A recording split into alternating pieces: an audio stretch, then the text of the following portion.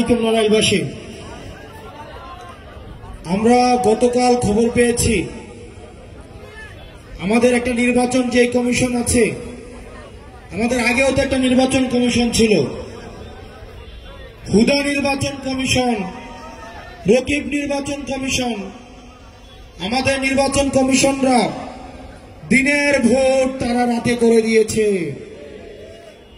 তারা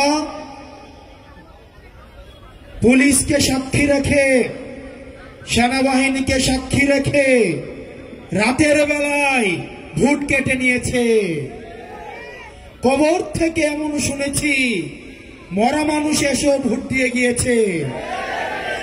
আমরা এমনও শুনেছি দাদা দাদি 20 বছর আগে মারা গিয়েছে, উনিও নাকি ভোটের লাইনে এসে ভোট দিয়ে গিয়েছে। এগুলা ছিল হুদা কমিশনের কাজ। এই হুদা কমিশনের নুরুল হুদা, এই নুরুল হুদার পরিণতি কিন্তু আজকে জাতি দেখছে। জুতার মালা গলায় দিয়ে আজকে উনি কারাগারে নিক্ষিপ্ত হয়েছে। প্রিয় নড়াইলবাসী, গতকাল আমাদের নির্বাচন কমিশন বলে দিয়েছে শাপলা মার্কা নাকি আমাদেরকে দেওয়া হবে না।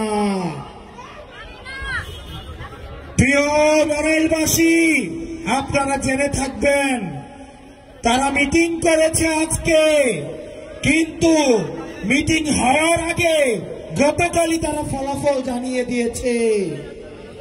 অর্থাৎ ভোটের আগের ফলাফলের মতো আমাদের নির্বাচন কমিশন এখন মিটিং এর আগেই তারা ফলাফল জানিয়ে দেয়।